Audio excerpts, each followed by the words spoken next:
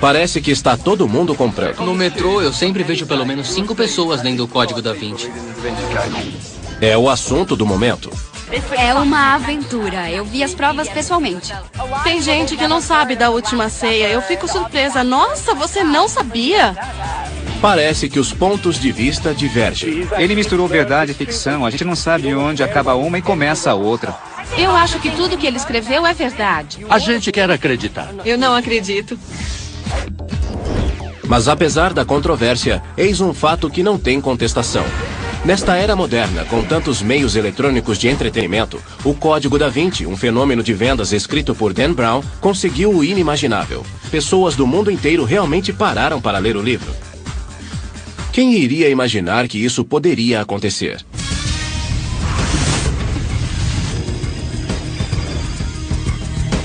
Da Vinci decodificado. Fato. O Código da Vinci vendeu mais de 25 milhões de cópias no mundo todo. Fato. A Igreja Católica ficou realmente abalada com a popularidade do livro.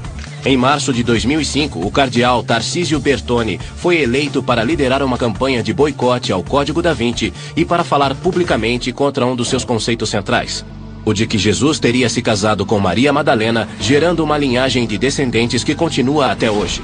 Na sua página de abertura, o livro afirma que a existência de uma misteriosa sociedade secreta chamada Priorado de Sião é um fato. A missão do priorado, segundo o código, seria guardar e proteger um segredo capaz de abalar a fé dos fiéis: o de uma linhagem real de descendentes de Cristo.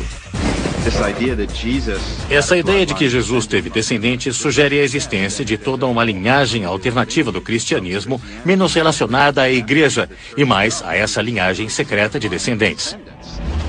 O Código da Vinci revela uma lista secreta de líderes repleta de figuras históricas famosas como Isaac Newton, Victor Hugo e Leonardo da Vinci. Eles teriam jurado manter e proteger os descendentes da divina linhagem sanguínea do Cristo. Bem, sabemos que as pessoas creem em Jesus, mas será que elas acreditam na existência de uma sociedade secreta como o Priorado de Sião? Eu acredito que as sociedades secretas existem. Meus avós são ingleses e pertenciam a uma sociedade secreta. Trabalhei com um deputado e um senador norte-americanos e sei que nem tudo é revelado. Na verdade, o que não se sabe é até que ponto eles realmente controlam as São coisas. secretas, a gente nunca Nunca vai vamos saber. O fato é que todo mundo adora uma sociedade secreta, real ou imaginária. Todos gostam de sentir aquele arrepio de saber que coisas sinistras estão acontecendo. As pessoas querem controlar seu ambiente, querem controlar outras pessoas, e quem tem um conhecimento secreto que outros não têm, possuem um certo poder. Creio que essa é uma das razões por trás das sociedades secretas. E onde o Priorado de Sião se encaixa nesta questão de sociedade secreta? Rumores sobre este grupo misterioso começaram a vazar no início da década de 80 com a publicação de 2 livros: O Santo Graal e a Linhagem Sagrada e O Legado Messiânico, ambos escritos por Michael Bagent, Richard Lee e um roteirista de televisão chamado Henry Lincoln. Ninguém sabe nada sobre o Priorado de Sião, além do que está em O Santo Graal e a Linhagem Sagrada e O Legado Messiânico. Michael Bagent, Richard Lee e eu conversamos com pessoas que se dizem membros do Priorado de Sião. Não sei se tal organização existe. Só sabemos o que algumas pessoas que se dizem membros dessa organização nos contam. Segundo o Código da Vinci e segundo o Santo Graal e a linhagem sagrada, a versão ortodoxa mais aceita é a de que se trata de uma sociedade secreta que existe há 1000 anos. 1000 anos sem que ninguém soubesse o que eles estavam fazendo. Aparentemente, o priorado fez um belo trabalho para se manter na clandestinidade. Como foi então que Lincoln encontrou sua pista? Começou em 1969, durante suas férias na França, quando ele comprou um livro de bolso chamado The Accursed Treasure of René Le Chateau, de Gerard de Sade. Trata-se da história verídica de um padre do século XIX chamado Berenguer Saunier, que viveu no sudoeste da França e supostamente descobriu uma série de pergaminhos escondidos num dos pilares da igreja. Os pergaminhos foram reproduzidos no livro. Segundo Sade, eles contêm mensagens secretas. Mensagens que ele misteriosamente deixou sem tradução. Quando descobri que conseguia ler a primeira mensagem secreta diretamente do livro, me perguntei por que ele não havia publicado, porque o que a mensagem dizia era: este tesouro pertence a Dagoberto II, o rei, e ao Sião, e lá ele está morto. Era o que a mensagem dizia. E foi onde comecei. Mas o que seria o tesouro? Lincoln entrou logo em contato com Sed, que o direcionou a uma coleção de documentos da Biblioteca Nacional de Paris. Os documentos chamavam-se dossiês secret ou documentos secretos. Nos documentos secretos há genealogias. Eles foram datilografados, mas supostamente se baseiam numa série de fontes, inclusive nos pergaminhos que haviam sido encontrados. Em boa parte eram genealogias. Mas quando se fala de algo que recua ao tempo de Jesus, então não é simplesmente uma árvore genealógica, é uma floresta. É a partir daí que a lenda do priorado realmente ganha força. Segundo os documentos, o priorado existia desde 1099 e tinha inclusive seu próprio exército, o dos Cavaleiros Templários. Na época havia um grupo de cavaleiros que juraram proteger os peregrinos que iam à Terra Santa e que se tornou muito importante durante as cruzadas. Os Cavaleiros Templários formaram uma organização extremamente poderosa em toda a Europa durante cerca de 200 anos. Ela tinha recursos imensos, principalmente porque todos os que se juntavam a ela doavam todos os seus bens materiais. Era a força de elite da época. Então havia uma organização secreta cuidando de uma complexa árvore genealógica e que mantinha seu próprio exército. Por qual motivo? Segundo seus próprios documentos, os templários surgiram especificamente para proteger os descendentes dos merovingios e para colocá-los em posições de poder, com base no entendimento de que seriam os legítimos herdeiros do trono da França. Mas o que é um merovingio? Os merovingios foram uma dinastia franca. Eu digo franca em vez de francesa, porque a França não existia na época, mas seu território era em boa parte o que é hoje a França moderna. O primeiro rei da linhagem merovíndia foi Meroveu, governante dos reinos francos no início do século V. É mais fácil encontrar lendas do que fatos sobre Meroveu. Como, por exemplo, a que diz que seu pai era um peixe. Foi essa a lenda que colocou na cabeça de Henry Lincoln uma ideia muito explosiva. Estávamos na minha casa conversando sobre isso, e alguém comentou que havia algo estranho sobre os merovingios. Nessa hora, pode-se dizer que a ficha caiu. E o peixe, é claro, foi um dos primeiros símbolos de Jesus. Estaríamos falando sobre descendentes de Jesus? E foi assim que a ideia surgiu. Lincoln e seus colegas autores acreditavam ter encontrado mais uma ligação entre Jesus e os merovingios. Eles alegam que o merovingio chamado Teodorico foi coroado líder de um principado judeu na antiga região de Septimânia, no sul da França. Disseram também que ele era conhecido como Rei dos Judeus e que era um descendente direto da casa de Davi, o que o colocaria no ramo genealógico dos descendentes de Jesus. Daí nasceu também a hipótese controversa por trás de o Santo Graal e a linhagem sagrada e mais tarde do Código da Vinci de que os merovingios seriam os reais descendentes de uma união entre Jesus e Maria Madalena e de que o priorado de Sião fora criado para proteger tais descendentes. Mas o que é que tudo isso tinha a ver com Bérenger Saunier e René Le Chateau? Para isso teríamos que voltar a 679 d.C., quando o rei merovingio Dagoberto foi assassinado. Conta-se que o filho de Dagoberto foi salvo e levado em segurança à casa de sua mãe, que seria hoje o vilarejo de René-le-Château, onde Saunier aparentemente encontrou um tesouro. O que nos traz de volta à mensagem secreta que Henry Lincoln encontrou no livro de Gerard de Sède. Seria a linhagem secreta o verdadeiro tesouro de René-le-Château? Essa descoberta transformou o pobre Saunier num homem rico? Os documentos secretos não oferecem resposta, mas sim uma lista que inclui alguns dos nomes mais famosos da história. Sua participação nessa lista não só coloca em questão suas vidas e carreiras, mas desafia a história da humanidade como a conhecemos.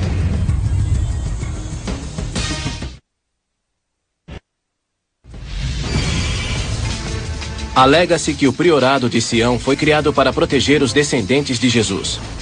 Bom, qualquer sociedade secreta que se preze precisa de um líder com um bom plano para manter a atenção de todos concentrada no que interessa. Os documentos secretos dizem que no priorado de Sião, o manda-chuva era o Notonier, que em francês antigo significa navegador. Com o tempo, essa pessoa passou a ser conhecida apenas como Grande Mestre. Na época da investigação de Henry Lincoln, o cargo pertencia a um homem chamado Pierre Plantard.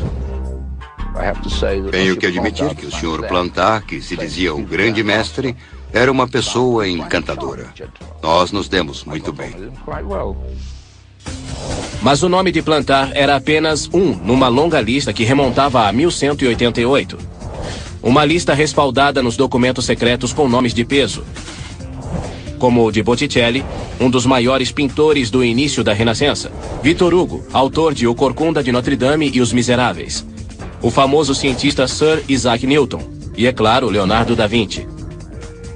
Esses, a maioria das pessoas conhece, mas alguns outros, como Jean de Saint-Clair ou Johann Valentin Andrea, provocam olhares perplexos. Alguns acreditam que essa mistura de famosos e desconhecidos dá à lista veracidade. Se você fosse fazer uma lista, incluiria desconhecidos? Há certas coisas que grande parte das pessoas na lista tem em comum. Na maioria são alquimistas, por exemplo. Ou pelo menos se envolveram no que a igreja antigamente chamaria de experiências heréticas. Este belo rapaz, por exemplo, Nicolas Flamel, supostamente o grande mestre do priorado entre 1398 e 1418. Recentemente ele voltou à fama como personagem do primeiro livro de Harry Potter. Nicolas Flamel é o personagem que dá a Harry Potter a Pedra do Feiticeiro.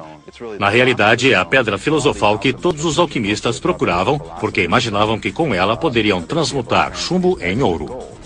Mas o que ele teria a ver com alguém como Isaac Newton, que foi um cientista e matemático do século XVII e um sujeito bastante sensato? Afinal, foi ele quem nos deu a lei da gravidade, não foi? O estudo científico pelo qual ele é famoso é uma parte minúscula do que ele escreveu. Todo o restante foi dedicado à exploração da simbologia bíblica, da mitologia profética. Sabemos que, além da gravidade e da ótica, ele se interessava também pela alquimia, de forma que tinha interesses que chamaríamos de esotéricos e ocultos. Mas o nome da lista que nos interessa é Leonardo, claro. Até recentemente, o nome evocaria este rosto. Mas no século XV as coisas seriam ligeiramente diferentes. Vamos continuar chamando-o de Leonardo. Por quê? Porque os especialistas ficam aborrecidos quando ele é chamado de Da Vinci. Da Vinci, na realidade, refere-se à cidade de Vinci, onde Leonardo cresceu. Chamá-lo de Da Vinci é como dizer que ele é de Vinci. Em vez disso, as pessoas o chamam de Leonardo, que é o seu nome. Mas conseguiria esse famoso pintor e cientista dirigir uma sociedade secreta durante 9 anos, como alegam os documentos secretos? Ele nasceu nesta casa em 1452 como um intruso.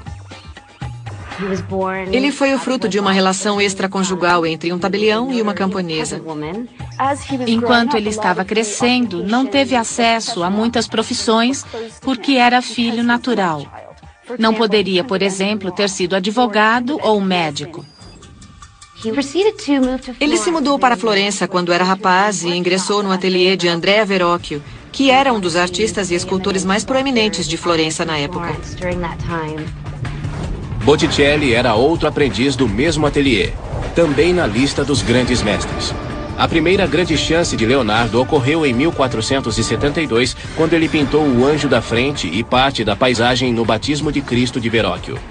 Verrocchio teria dito que o trabalho de seu aluno era tão melhor que o seu, que ele jurou nunca mais pintar. A fama de forasteiro rebelde de Leonardo continuou crescendo. Em 1482, o abastado Duque de Milão contratou os serviços de Leonardo. Como o artista se revelava dotado em arquitetura, matemática, anatomia, engenharia e aviação, só para citar algumas áreas, o Duque o colocou para trabalhar pintando, esculpindo, criando festivais para a corte e construindo armas militares. De um lado, temos o Leonardo pacifista, e de outro, o que trabalhou como engenheiro militar para o Duque de Milão. É uma contradição que caracteriza a personalidade dele.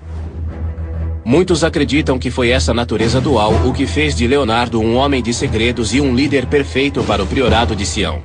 Inclusive, o Código da Vinci atribui a Leonardo a criação de um misterioso dispositivo que seria perfeito para esconder as informações mais secretas do priorado. Chamava-se Cryptex e funciona assim. Escreve-se uma mensagem secreta num papiro que é enrolado num vidro contendo vinagre. Ambos são inseridos e selados num cilindro que requer um código alfabético especial para ser aberto. Em resumo, é um cadeado de bicicleta supervalorizado. É uma série de cilindros que permitem ou não a passagem de uma pequena chave por cima. No alinhamento correto, a chave passa facilmente por aqui, sem quebrar o tubo de vidro.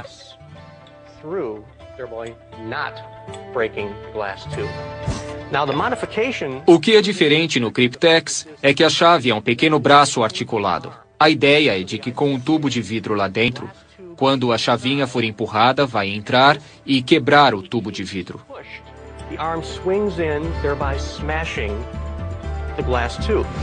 Liberando assim uma dose destrutiva de vinagre que, segundo o Código da Vinci, imediatamente dissolveria o papiro, mantendo os segredos a salvo do inimigo.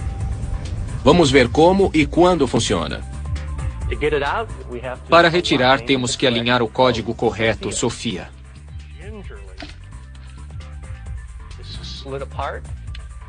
Isso então sai com facilidade e encontramos nosso frasco de vinagre intacto, assim como a mensagem escrita no papiro. Ótimo, mas se você errar o código, o mecanismo vai quebrar o vidro? O vinagre vai dissolver o papiro? E será que Leonardo inventou mesmo um dispositivo assim? Agora vejamos se ele teria realmente salvado os segredos do priorado de mãos inimigas. Isso é o que acontece quando não se tem o código correto. Parece que começamos bem, mas... Quebramos o frasco de vinagre e o papiro ficou encharcado. O livro todo se baseia no fato de que se o Cryptex for aberto e o frasco de vinagre quebrado, o papiro será destruído. Bom, eis o papiro encharcado de vinagre, mas intacto. Este papiro está de molho no vinagre há 1 mês. Totalmente intacto. Água rasa. Intacto. Ácido muriático. Afetou um pouco o papiro depois que ele ficou mais de 24 horas de molho. O Cryptex realmente é uma grande invenção, na imaginação de alguém. Eu queria informações sobre como fazer um Cryptex a partir dos desenhos do próprio Leonardo, mas eles não existem. Então Leonardo não estava escondendo os segredos do priorado no Cryptex. Será que eles estariam ocultos na sua misteriosa escrita invertida? Já se especulou que um dos motivos, além do fato de ele ser canhoto, pelos quais escrevia na estranha criptografia de espelho, seria que ela funciona muito bem para ocultar ideias. Isso foi muito antes das leis de direito autoral, quando não se podia ter certeza de que a invenção não seria copiada. Mas onde estaria Leonardo escondendo os segredos do priorado? O Código da Vinci diz que uma das principais pistas pode ser encontrada numa das suas obras mais famosas, A Última Ceia. O afresco foi encomendado a Leonardo por um convento de Milão por volta de 1495. A imagem mostra o momento em que Jesus diz aos seus discípulos que um deles irá traí-lo. Todo mundo recentemente ouviu falar sobre o livro de Dan Brown, O Código da Vinci, e a comoção toda sobre as características um tanto femininas da figura de João. Características que levaram alguns a acreditar que essa figura seria, na realidade, a de Maria Madalena. De onde veio essa ideia? Se você já lia livros em 1997, pode ser que tenha folheado A Revelação dos Templários, dos pesquisadores Lynn Picknett e Clive Prince. Foi quando a teoria chegou pela primeira vez às ruas. Eu me lembro do momento em que olhei a Última Ceia e pensei, aquele discípulo ao lado de Jesus é uma mulher. Me contive, fui dar umas voltas no quarteirão. Voltei para olhar novamente e quanto mais eu olhava, mais me convencia de que era uma mulher. Porque supostamente seria o jovem São João. Na posição em que está, ela forma uma das corcovas de um M. E me veio a ideia. É uma mulher e é a senhora M. E quem poderia ser essa senhora? Maria Madalena, é claro. E a teoria de Picknett tem alguma aplicação na vida real. Parece a última ceia, e deve ser a última ceia, certo? Errado. Esta é uma cena do Desfile dos Mestres, que acontece todo verão em Laguna Beach, na Califórnia, onde atores recriam obras de arte famosas. Pronto? Pose. Meu nome é Anthony Lash e faço Jesus Cristo. Meu nome é Cristina Melick e faço João, o bem-amado, papel que ganhou muito destaque com o Código da Vinci porque se acredita que é Maria Madalena pela forma como foi pintado.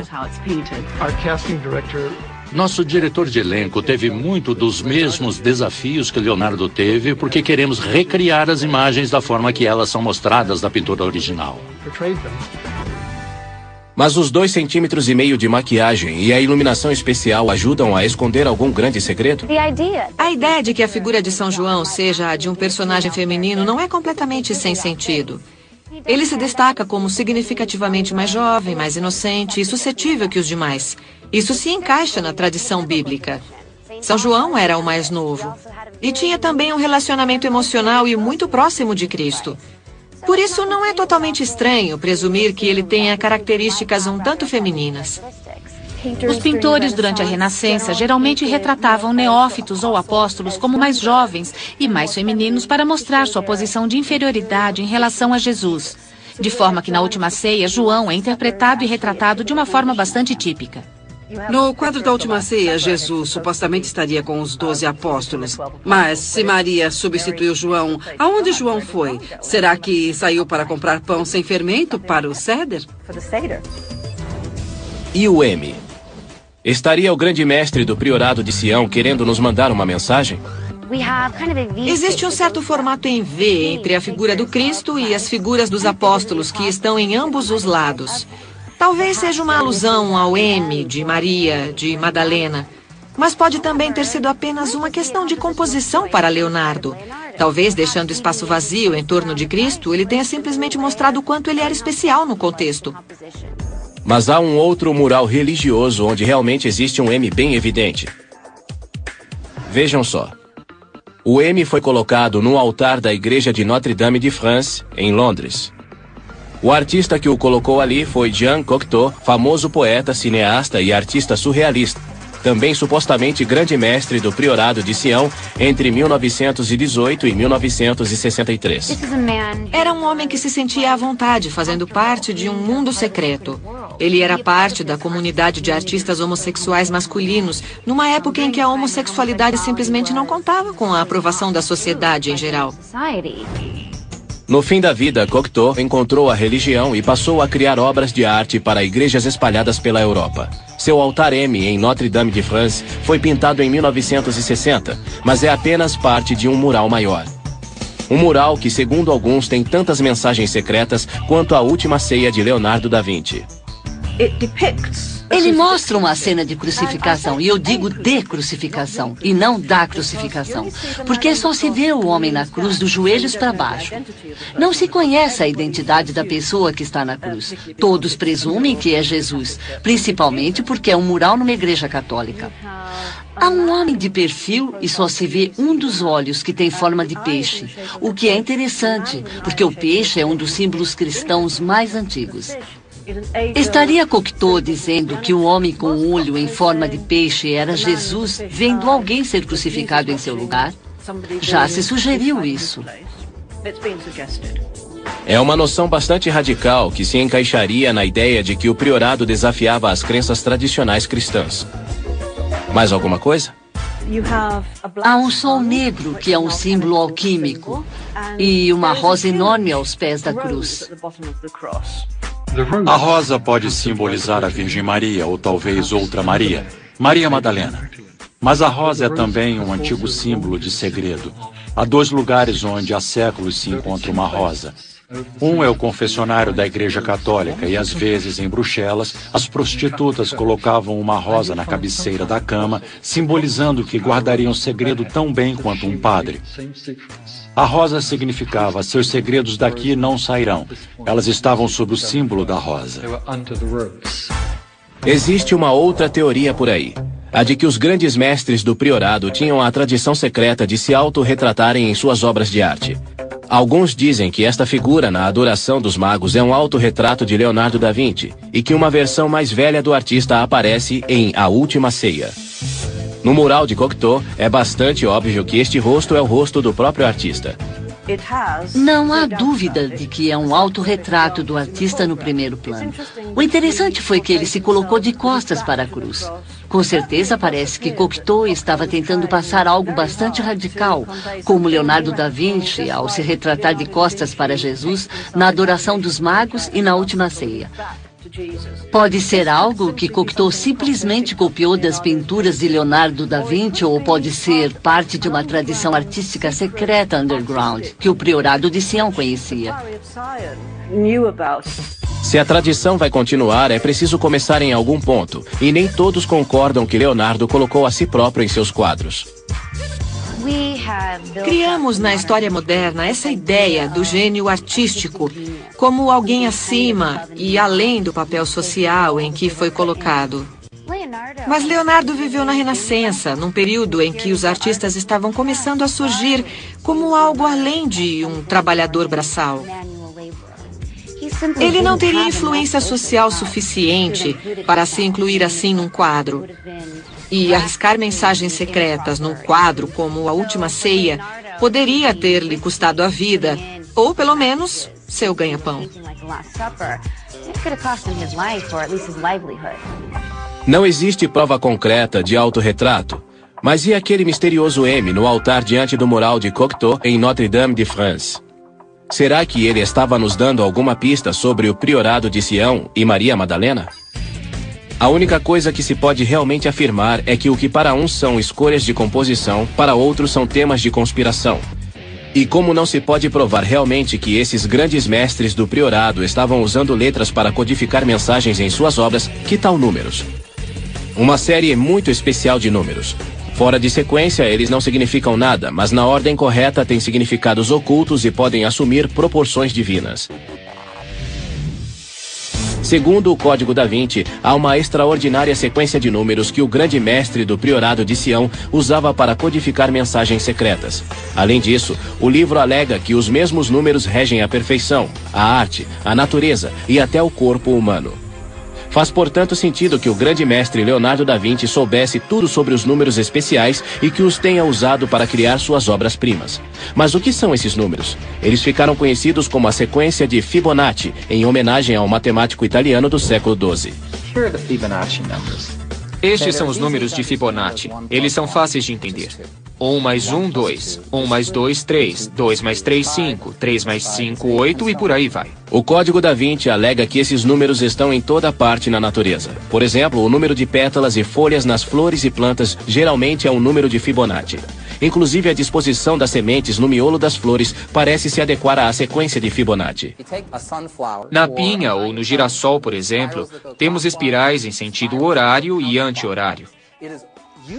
Geralmente, o número de espirais horárias e anti-horárias são números de Fibonacci consecutivos. O que é mais notável sobre esses números é que depois dos primeiros dígitos, a relação entre dois números de Fibonacci consecutivos é sempre 1,618, mais conhecido como π ou proporção áurea. Como esses números aparecem frequentemente na natureza, as pessoas lhes atribuem propriedades místicas. Não há dúvida de que o Código da Vinci é uma boa história, mas ele está certo quando diz que Leonardo usou a proporção áurea em seus quadros? Acho que ele não seguia uma regra rígida. Ele encarava sua arte muito mais como se estivesse recriando a grande engenharia da própria natureza. Geometria e proporção eram importantíssimas para ele.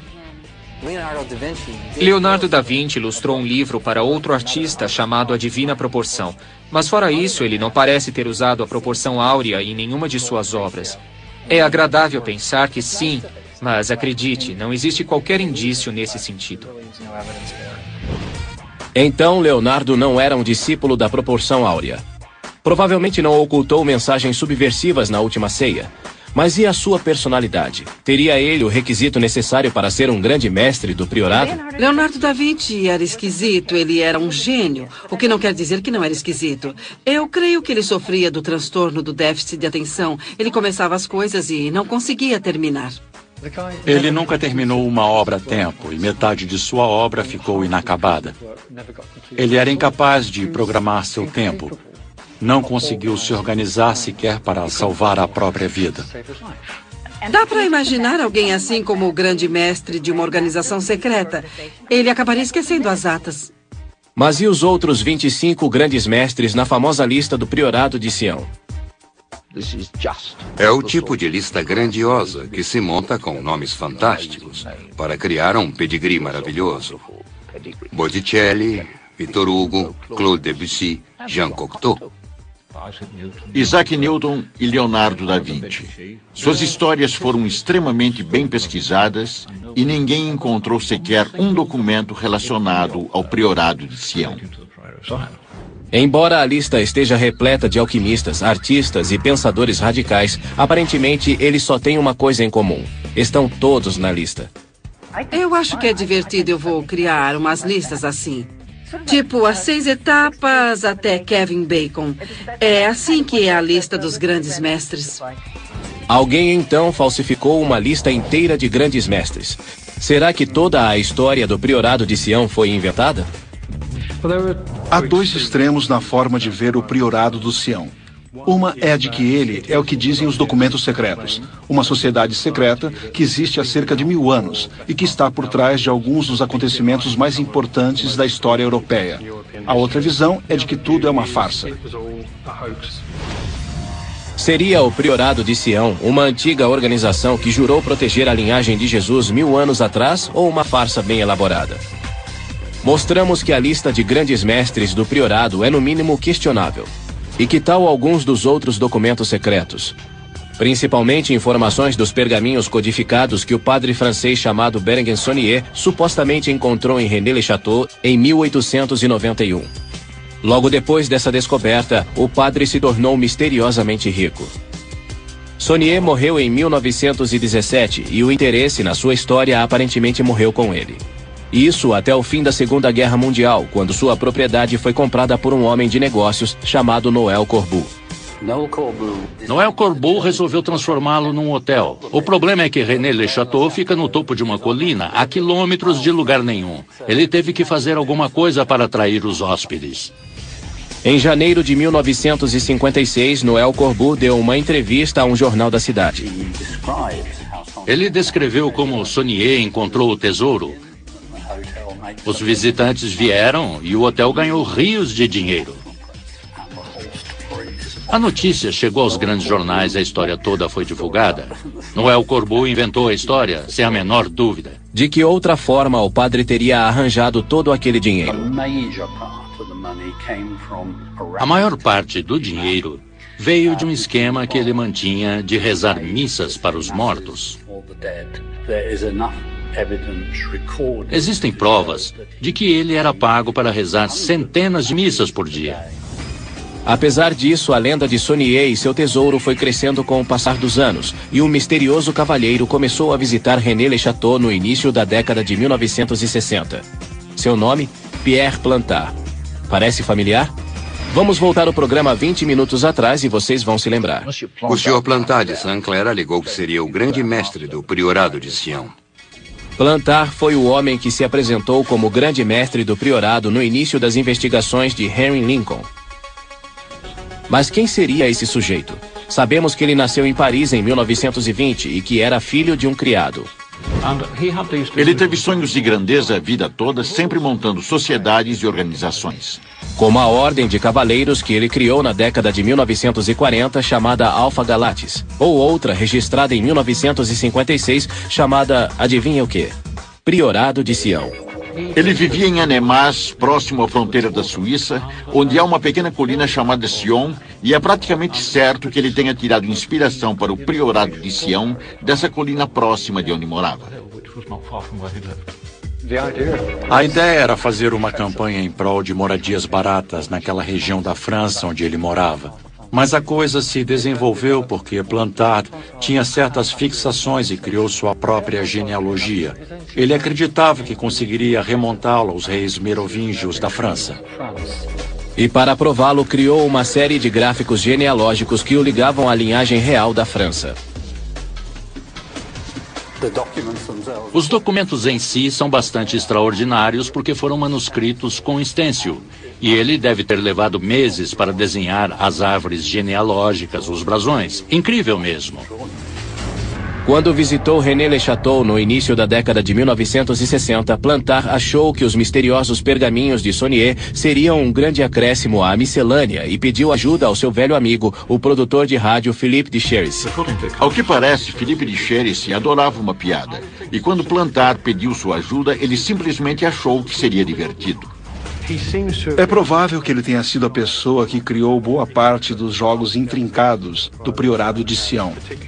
Parece que os pergaminhos codificados foram obra dele. Informações do pergaminho codificado com pistas sobre Dagoberto II, o rei merovingio, e seu tesouro escondido foram mescladas às histórias e árvores genealógicas de Plantard e batizadas de documentos secretos. Na década de 60, eles apareceram na Biblioteca Nacional da França, um lugar estranho para se esconder documentos secretos. Se eu quisesse esconder documentos secretos, jamais os colocaria numa biblioteca e não os chamaria de documentos secretos. Eu os chamaria de ideias para a compostagem.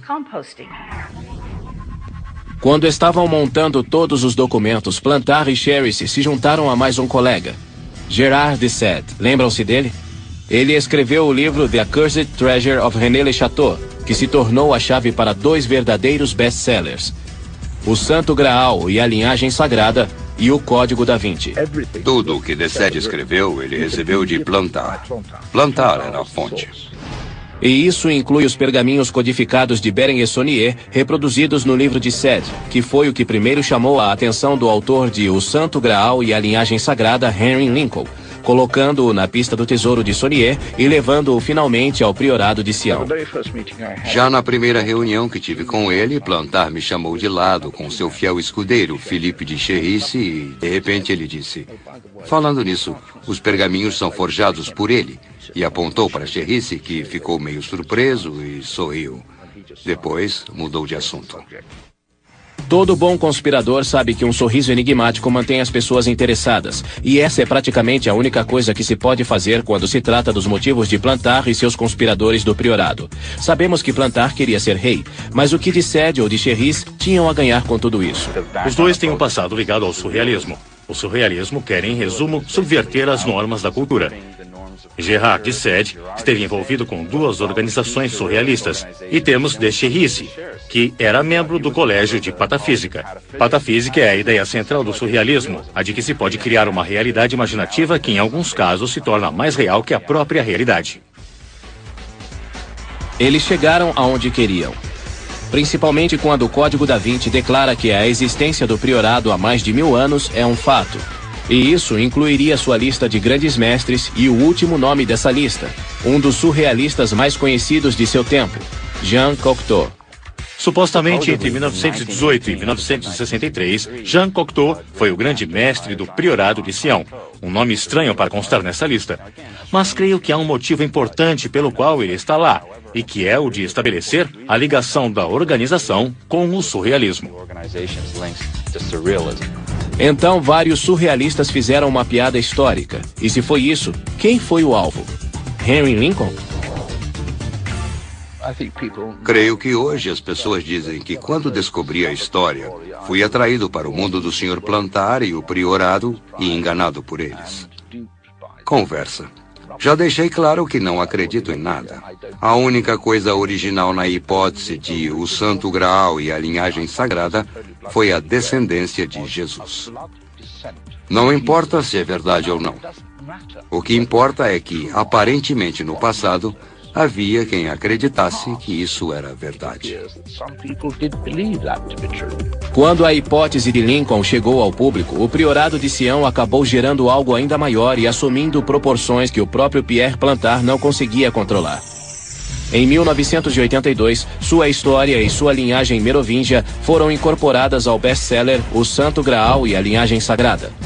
o conto do Priorado de Sião vem a público pela primeira vez, com alguns toques adicionais para os quais o próprio Plantar não estava preparado.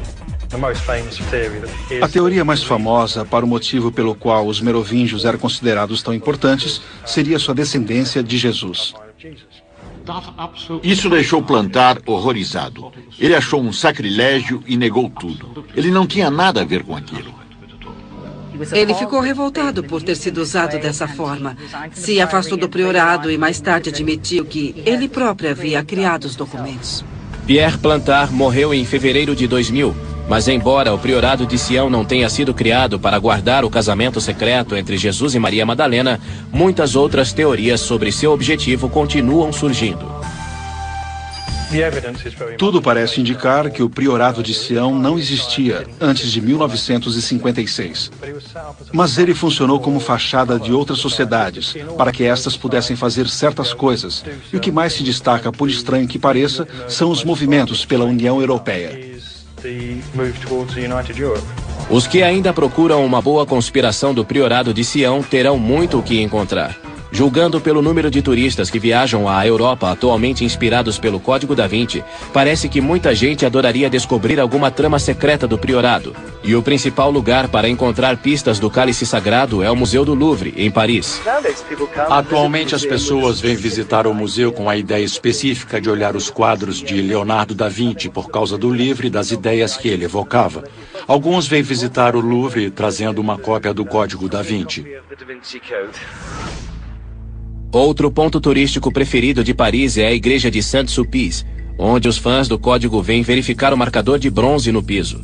Seria realmente a mítica linha rosa que o livro descreve?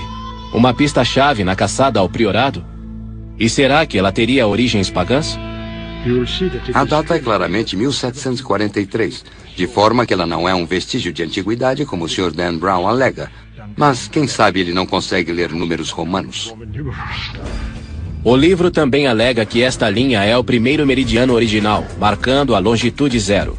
Uma chave para os cálculos de geógrafos e cientistas na hora de mapear e medir o mundo. Na realidade, essa fita metálica no chão é um instrumento astronômico chamado gnomo.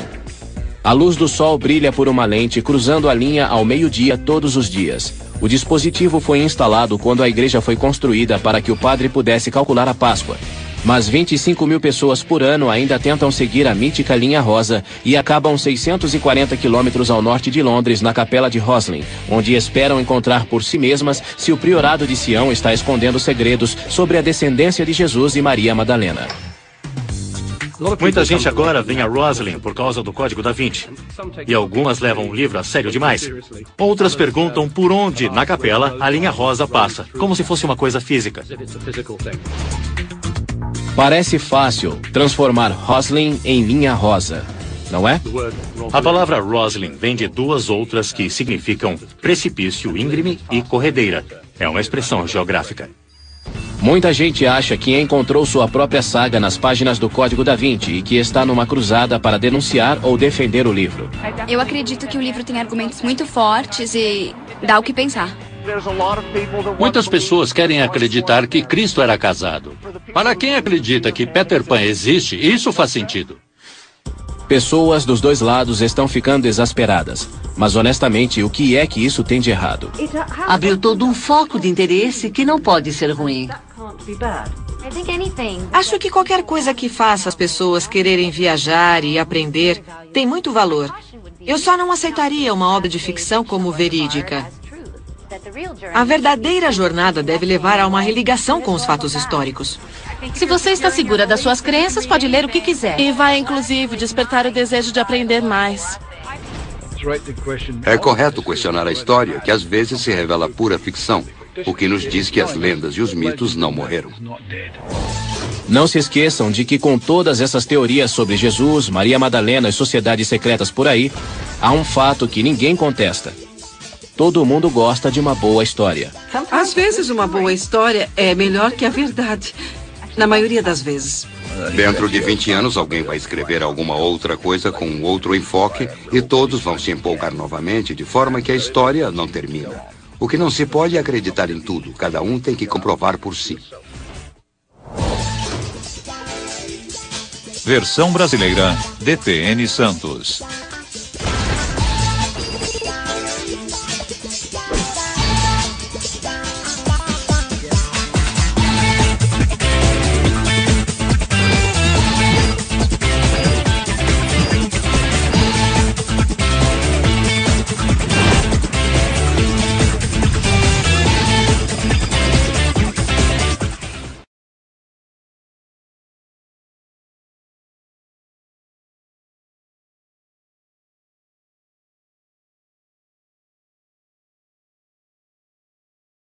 O padre se tornou misteriosamente rico.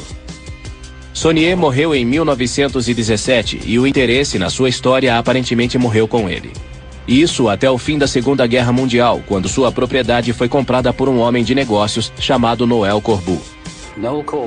Noel Corbu resolveu transformá-lo num hotel. O problema é que René Le Chateau fica no topo de uma colina, a quilômetros de lugar nenhum. Ele teve que fazer alguma coisa para atrair os hóspedes. Em janeiro de 1956, Noel Corbu deu uma entrevista a um jornal da cidade. Ele descreveu como Saunier encontrou o tesouro. Os visitantes vieram e o hotel ganhou rios de dinheiro. A notícia chegou aos grandes jornais, a história toda foi divulgada. Noel Corbu inventou a história, sem a menor dúvida. De que outra forma o padre teria arranjado todo aquele dinheiro? A maior parte do dinheiro veio de um esquema que ele mantinha de rezar missas para os mortos. Existem provas de que ele era pago para rezar centenas de missas por dia. Apesar disso, a lenda de Saunier e seu tesouro foi crescendo com o passar dos anos, e um misterioso cavalheiro começou a visitar René Le Chateau no início da década de 1960. Seu nome? Pierre Plantard. Parece familiar? Vamos voltar ao programa 20 minutos atrás e vocês vão se lembrar. O Sr. Plantard de Saint-Clair alegou que seria o grande mestre do priorado de Sião. Plantard foi o homem que se apresentou como grande mestre do priorado no início das investigações de Henry Lincoln. Mas quem seria esse sujeito? Sabemos que ele nasceu em Paris em 1920 e que era filho de um criado. Ele teve sonhos de grandeza a vida toda, sempre montando sociedades e organizações. Como a Ordem de Cavaleiros que ele criou na década de 1940, chamada Alpha Galatis, ou outra registrada em 1956, chamada, adivinha o quê? Priorado de Sião. Ele vivia em Annemasse, próximo à fronteira da Suíça, onde há uma pequena colina chamada Sion, e é praticamente certo que ele tenha tirado inspiração para o priorado de Sião dessa colina próxima de onde morava. A ideia era fazer uma campanha em prol de moradias baratas naquela região da França onde ele morava. Mas a coisa se desenvolveu porque Plantard tinha certas fixações e criou sua própria genealogia. Ele acreditava que conseguiria remontá-lo aos reis merovingios da França. E para prová-lo, criou uma série de gráficos genealógicos que o ligavam à linhagem real da França. Os documentos em si são bastante extraordinários porque foram manuscritos com estêncil. E ele deve ter levado meses para crucificação e não da crucificação, porque só se vê o homem na cruz dos joelhos para baixo. Não se conhece a identidade da pessoa que está na cruz. Todos presumem que é Jesus, principalmente porque é um mural numa igreja católica. Há um homem de perfil e só se vê um dos olhos que tem forma de peixe, o que é interessante, porque o peixe é um dos símbolos cristãos mais antigos. Estaria Cocteau dizendo que o homem com o olho em forma de peixe era Jesus, vendo alguém ser crucificado em seu lugar? Já se sugeriu isso. É uma noção bastante radical que se encaixaria na ideia de que o priorado desafiava as crenças tradicionais cristãs. Mais alguma coisa? Há um sol negro, que é um símbolo alquímico, e uma rosa enorme aos pés da cruz. A rosa pode simbolizar a Virgem Maria, ou talvez outra Maria, Maria Madalena. Mas a rosa é também um antigo símbolo de segredo. Há dois lugares onde há séculos se encontra uma rosa. Um é o confessionário da Igreja Católica e, às vezes, em Bruxelas, as prostitutas colocavam uma rosa na cabeceira da cama, simbolizando que guardariam segredo tão bem quanto um padre. A rosa significava: seus segredos daqui não sairão. Elas estavam sob o símbolo da rosa. Existe uma outra teoria por aí. A de que os grandes mestres do priorado tinham a tradição secreta de se autorretratarem em suas obras de arte. Alguns dizem que esta figura na Adoração dos Magos é um autorretrato de Leonardo da Vinci e que uma versão mais velha do artista aparece em A Última Ceia. No mural de Cocteau, é bastante óbvio que este rosto é o rosto do próprio artista. Não há dúvida de que é um autorretrato do artista no primeiro plano. O interessante foi que ele se colocou de costas para a cruz. Com certeza parece que Cocteau estava tentando passar algo bastante radical, como Leonardo da Vinci ao se retratar de costas para Jesus na Adoração dos Magos e na Última Ceia. Pode ser algo que Cocteau simplesmente copiou das pinturas de Leonardo da Vinci, ou pode ser parte de uma tradição artística secreta underground que o priorado de Sião conhecia. Se a tradição vai continuar, é preciso começar em algum ponto, e nem todos concordam que Leonardo colocou a si próprio em seus quadros. Criamos na história moderna essa ideia do gênio artístico como alguém acima e além do papel social em que foi colocado.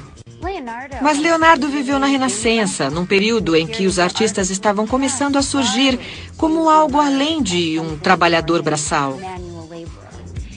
Ele não teria influência social suficiente para se incluir assim num quadro e arriscar mensagens. O que interessa é Leonardo, claro.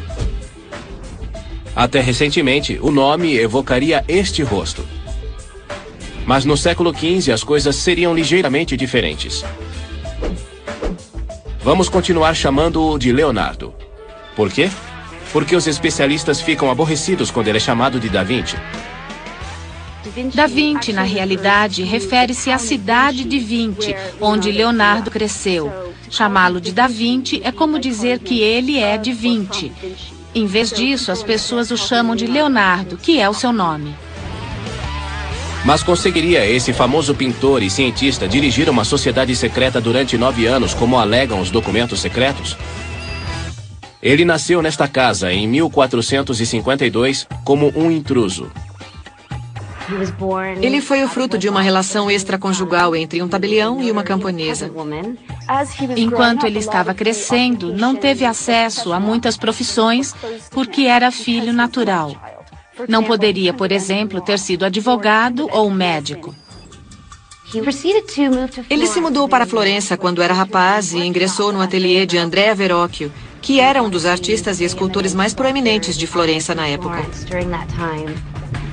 Botticelli era outro aprendiz do mesmo ateliê, também na lista dos grandes mestres. A primeira grande chance de Leonardo ocorreu em 1472, quando ele pintou o Anjo da Frente e parte da paisagem no Batismo de Cristo de Verrocchio. Verrocchio teria dito que o trabalho de seu aluno era tão melhor que o seu, que ele jurou nunca mais pintar. A fama de forasteiro rebelde de Leonardo continuou crescendo.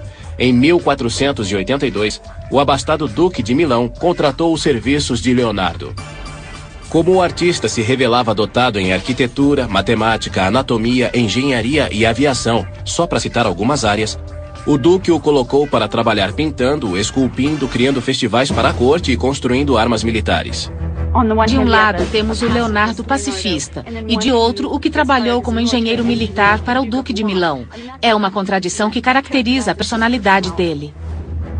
Muitos acreditam que foi essa natureza dual o que fez de Leonardo um homem de segredos e um líder perfeito para o priorado de Sião.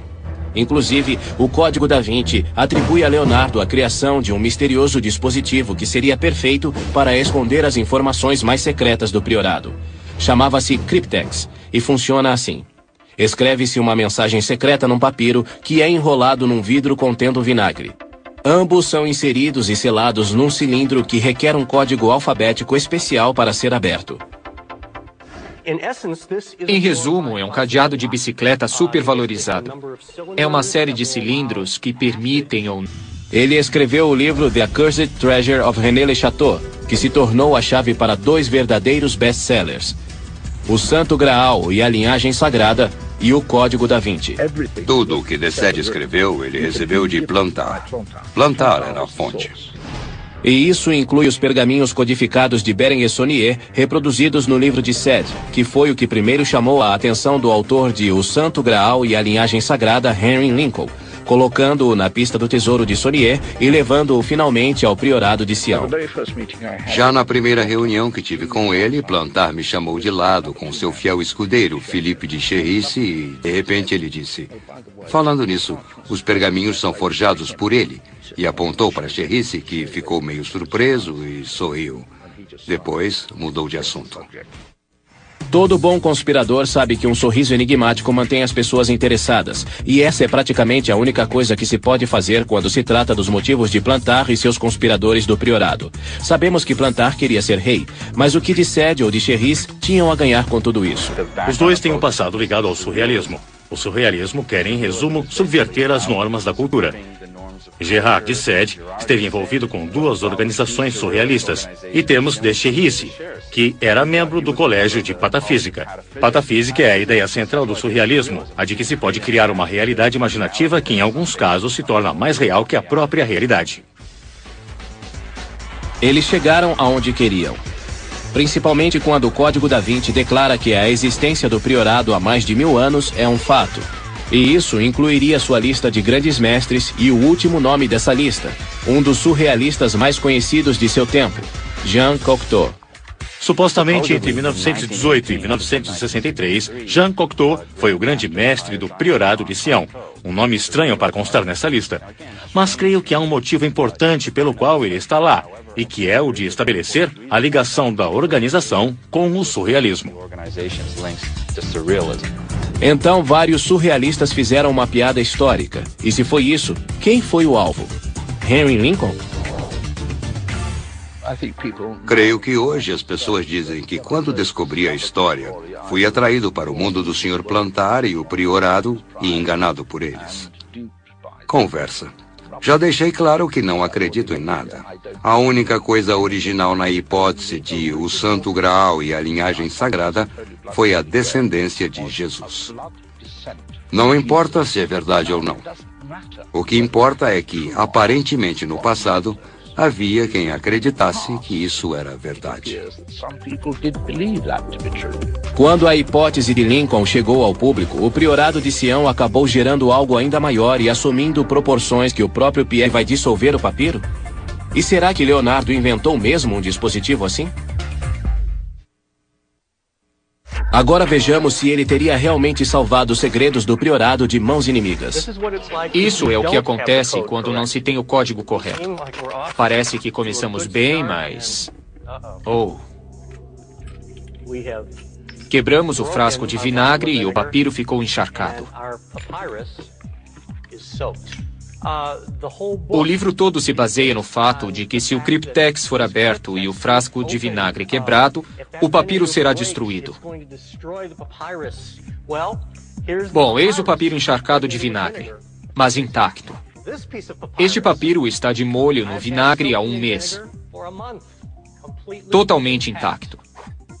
Água rasa. Intacto. Ácido muriático. Afetou um pouco o papiro depois que ele ficou mais de 24 horas de molho.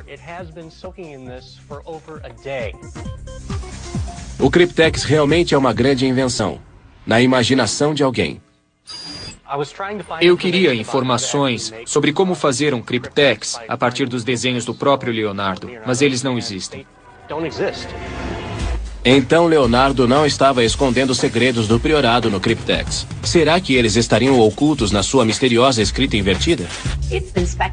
Já se especulou que um dos motivos, além do fato de ele ser canhoto, pelos quais escrevia na estranha criptografia de espelho, seria que ela funciona muito bem para ocultar ideias. Isso foi muito antes das leis de direito autoral, quando não se podia ter certeza de que a invenção não seria copiada. Mas onde estaria Leonardo escondendo os segredos do priorado? O Código da Vinci diz que uma das principais pistas pode ser encontrada numa das suas obras mais famosas, A Última Ceia. O afresco foi encomendado a Leonardo por um convento de Milão por volta de 1495. A imagem mostra o momento em que Jesus diz aos seus discípulos que um deles irá traí-lo. Todo mundo recentemente ouviu falar sobre o livro de Dan Brown, O Código da Vinci, e a comoção toda sobre as características um tanto femininas da figura de João. Características que levaram alguns a acreditar que essa figura seria, na realidade, a de Maria Madalena. De onde veio essa ideia? Se você já lia livros em 1997, pode ser que tenha folheado A Revelação dos Templários, dos pesquisadores Lynn Picknett e Clive Prince. Foi quando a teoria chegou pela primeira vez às ruas.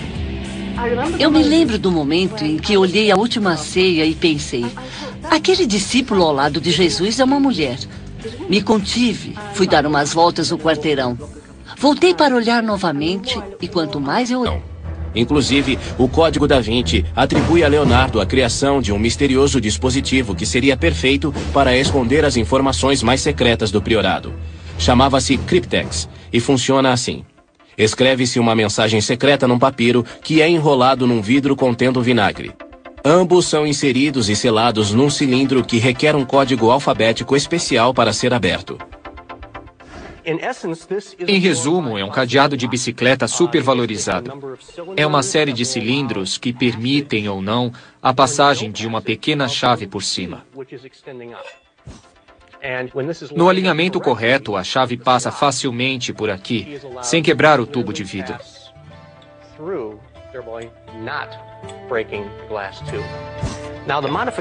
O que é diferente no Cryptex é que a chave é um pequeno braço articulado. A ideia é de que com um tubo de vidro lá dentro, quando a chavinha for empurrada, vai entrar e quebrar o tubo de vidro.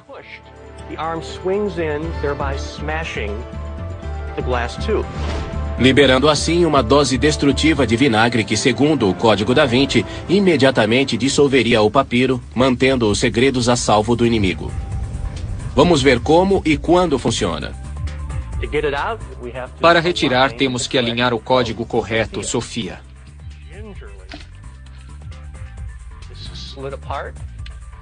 Isso então sai com facilidade e encontramos nosso frasco de vinagre intacto, assim como a mensagem escrita no papiro.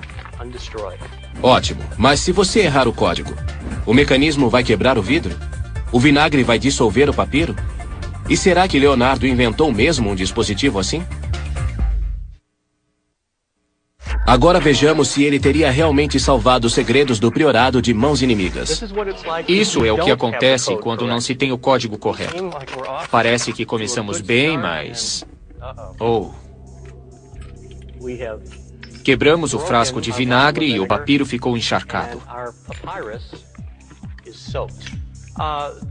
O livro todo se baseia no fato de que se o Cryptex for aberto e o frasco de vinagre quebrado, o papiro será destruído. Bom, eis o papiro encharcado de vinagre, mas intacto. Este papiro está de molho no vinagre há 1 mês. Totalmente intacto. Água rasa. Intacto. Ácido muriático. Afetou um pouco o papiro depois que ele ficou mais de 24 horas de molho. O Cryptex realmente é uma grande invenção, na imaginação de alguém. Eu queria informações sobre como fazer... Creio que hoje as pessoas dizem que quando descobri a história, fui atraído para o mundo do Sr. Plantar e o priorado e enganado por eles. Conversa. Já deixei claro que não acredito em nada. A única coisa original na hipótese de o Santo Graal e a linhagem sagrada foi a descendência de Jesus. Não importa se é verdade ou não. O que importa é que, aparentemente no passado, havia quem acreditasse que isso era verdade. Quando a hipótese de Lincoln chegou ao público, o priorado de Sião acabou gerando algo ainda maior e assumindo proporções que o próprio Pierre Plantar não conseguia controlar. Em 1982, sua história e sua linhagem merovingia foram incorporadas ao best-seller O Santo Graal e a Linhagem Sagrada. O conto do priorado de Sião vem a público pela primeira vez. com alguns toques adicionais para os quais o próprio Plantar não estava preparado. A teoria mais famosa para o motivo pelo qual os merovingios eram considerados tão importantes seria sua descendência de Jesus. Isso deixou Plantar horrorizado. Ele achou um sacrilégio e negou tudo. Ele não tinha nada a ver com aquilo. Ele ficou revoltado por ter sido usado dessa forma. Se afastou do priorado e mais tarde admitiu que ele próprio havia criado os documentos. Pierre Plantar morreu em fevereiro de 2000, mas embora o priorado de Sião não tenha sido criado para guardar o casamento secreto entre Jesus e Maria Madalena, muitas outras teorias sobre seu objetivo continuam surgindo. Tudo parece indicar que o priorado de Sião não existia antes de 1956. Mas ele funcionou como fachada de outras sociedades, para que estas pudessem fazer certas coisas. E o que mais se destaca, por estranho que pareça, são os movimentos pela União Europeia. Os que ainda procuram uma boa conspiração do priorado de Sião terão muito o que encontrar. Julgando pelo número de turistas que viajam à Europa atualmente inspirados pelo Código da Vinci, parece que muita gente adoraria descobrir alguma trama secreta do priorado. E o principal lugar para encontrar pistas do cálice sagrado é o Museu do Louvre, em Paris. Atualmente as pessoas vêm visitar o museu com a ideia específica de olhar os quadros de Leonardo da Vinci por causa do livro e das ideias que ele evocava. Alguns vêm visitar o Louvre trazendo uma cópia do Código da Vinci. Outro ponto turístico preferido de Paris é a igreja de Saint-Sulpice, onde os fãs do código vêm verificar o marcador de bronze no piso. Seria realmente a mítica linha rosa que o livro descreve? Uma pista-chave na caçada ao priorado? E será que ela teria origens pagãs? A data é claramente 1743. E o hotel ganhou rios de dinheiro. A notícia chegou aos grandes jornais, a história toda foi divulgada. Noel Corbu inventou a história, sem a menor dúvida. De que outra forma o padre teria arranjado todo aquele dinheiro? A maior parte do dinheiro veio de um esquema que ele mantinha de rezar missas para os mortos. Existem provas de que ele era pago para rezar centenas de missas por dia. Apesar disso, a lenda de Saunier e seu tesouro foi crescendo com o passar dos anos, e um misterioso cavalheiro começou a visitar René Le Chateau no início da década de 1960. Seu nome? Pierre Plantar. Parece familiar? Vamos voltar o programa 20 minutos atrás e vocês vão se lembrar. O Sr. Plantar de Saint-Clair alegou que seria o grande mestre do priorado de Sião. Plantar foi o homem que se apresentou como grande mestre do priorado no início das investigações de Henry Lincoln. Mas quem seria esse sujeito? Sabemos que ele nasceu em Paris em 1920 e que era filho de um criado. Ele teve sonhos de grandeza a vida toda, sempre montando sociedades e organizações. Como a Ordem de Cavaleiros que ele criou na década de 1940, chamada Alpha Galatis, ou outra registrada em 1956, chamada, adivinha o quê? Priorado de Sião. Ele vivia em Annemasse, próximo à fronteira da Suíça, onde há uma pequena colina chamada Sion, e é praticamente certo que ele tenha tirado inspiração para o priorado de Sião dessa colina próxima de onde morava. A ideia era fazer uma campanha em prol de moradias baratas naquela região da França onde ele morava. Mas a coisa se desenvolveu porque Plantar tinha certas fixações e criou sua própria genealogia. Ele acreditava que conseguiria remontá-lo aos reis merovingios da França. E para prová-lo, criou uma série de gráficos genealógicos que o ligavam à linhagem real da França. Os documentos em si são bastante extraordinários porque foram manuscritos com stencil. E ele deve ter levado meses para desenhar as árvores genealógicas, os brasões. Incrível mesmo. Quando visitou René Le Chateau no início da década de 1960, Plantar achou que os misteriosos pergaminhos de Saunier seriam um grande acréscimo à miscelânea e pediu ajuda ao seu velho amigo, o produtor de rádio Philippe de Chérice. Ao que parece, Philippe de Chérice adorava uma piada. E quando Plantar pediu sua ajuda, ele simplesmente achou que seria divertido. É provável que ele tenha sido a pessoa que criou boa parte dos jogos intrincados do priorado de Sião. Parece que os pergaminhos codificados foram obra dele. Informações do pergaminho codificado com pistas sobre Dagobert, segredos do priorado. O Código da Vinci diz que uma das principais pistas pode ser encontrada numa das suas obras mais famosas, A Última Ceia. O afresco foi encomendado a Leonardo por um convento de Milão por volta de 1495. A imagem mostra o momento em que Jesus diz aos seus discípulos que um deles irá traí-lo. Todo mundo recentemente ouviu falar sobre o livro de Dan Brown, O Código da Vinci, e a comoção toda sobre as características um tanto femininas da figura de João. Características que levaram alguns a acreditar que essa figura seria, na realidade, a de Maria Madalena. De onde veio essa ideia?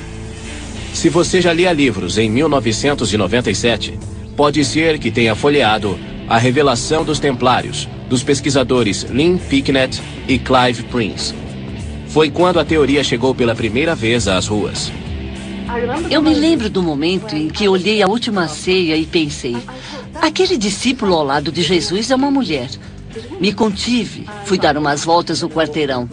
Voltei para olhar novamente e quanto mais eu olhava, mais me convencia de que era uma mulher. Porque supostamente seria o jovem São João.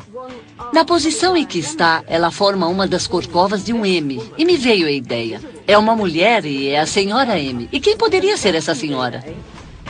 Maria Madalena, é claro. E a teoria de Picknett tem alguma aplicação na vida real. Parece a Última Ceia e deve ser a Última Ceia, certo? Errado. Esta é uma cena do Desfile dos Mestres que acontece todo verão em Laguna Beach, na Califórnia, onde atores recriam obras de arte famosas. Pronto. Pose.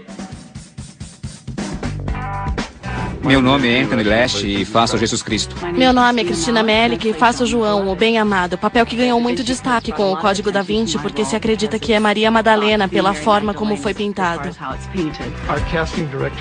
Nosso diretor de elenco teve muito dos mesmos desafios que Leonardo teve porque queremos recriar as imagens da forma que elas são mostradas na pintura original. Mas os 2,5 centímetros de maquiagem e a iluminação especial ajudam a esconder algum grande segredo? A ideia de que a figura de São João seja a de um personagem feminino não é completamente sem sentido. Ele se destaca como significativamente mais jovem, mais inocente e suscetível que os demais. Isso se encaixa na tradição bíblica. São João era o mais novo. E tinha também um relacionamento emocional e muito próximo de Cristo. Por isso, não é totalmente estranho presumir que ele tenha características um tanto femininas. Os pintores durante a Renascença geralmente retratavam neófitos ou apóstolos como mais jovens e mais femininos para mostrar sua posição de inferioridade em relação a Jesus. Quem sabe ele não consegue ler números romanos? O livro também alega que esta linha é o primeiro meridiano original, marcando a longitude zero. Uma chave para os cálculos de geógrafos e cientistas na hora de mapear e medir o mundo. Na realidade, essa fita metálica no chão é um instrumento astronômico chamado gnomo. A luz do sol brilha por uma lente cruzando a linha ao meio-dia todos os dias. O dispositivo foi instalado quando a igreja foi construída para que o padre pudesse calcular a Páscoa. Mas 25 mil pessoas por ano ainda tentam seguir a mítica linha rosa e acabam 640 quilômetros ao norte de Londres, na capela de Roslin, onde esperam encontrar por si mesmas se o priorado de Sião está escondendo segredos sobre a descendência de Jesus e Maria Madalena. Muita gente agora vem a Roslin por causa do Código da Vinci. E algumas levam o livro a sério demais. Outras perguntam por onde, na capela, a linha rosa passa, como se fosse uma coisa física. Parece fácil transformar Roslin em linha rosa, não é? A palavra Roslin vem de duas outras que significam precipício íngreme e corredeira. É uma expressão geográfica. Muita gente acha que encontrou sua própria saga nas páginas do Código da Vinci e que está numa cruzada para denunciar ou defender o livro. Eu acredito que o livro tem argumentos muito fortes e dá o que pensar. Muitas pessoas querem acreditar que Cristo era casado. Para quem acredita que Peter Pan existe, isso faz sentido. Pessoas dos dois lados estão ficando exasperadas. Mas honestamente, o que é que isso tem de errado? Abriu todo um foco de interesse que não pode ser ruim. Acho que qualquer coisa que faça as pessoas quererem viajar e aprender tem muito valor. Eu só não aceitaria uma obra de ficção como verídica. A verdadeira jornada deve levar a uma religação com os fatos históricos. Se você está segura das suas crenças, pode ler o que quiser. E vai, inclusive, despertar o desejo de aprender mais. É correto questionar a história, que às vezes se revela pura ficção, o que nos diz que as lendas e os mitos não morreram. Não se esqueçam de que com todas essas teorias sobre Jesus, Maria Madalena e sociedades secretas por aí, há um fato que ninguém contesta. Todo mundo gosta de uma boa história. Às vezes uma boa história é melhor que a verdade. Na maioria das vezes. Dentro de 20 anos, alguém vai escrever alguma outra coisa com um outro enfoque e todos vão se empolgar novamente, de forma que a história não termina. O que não se pode é acreditar em tudo. Cada um tem que comprovar por si. Versão brasileira, DTN Santos.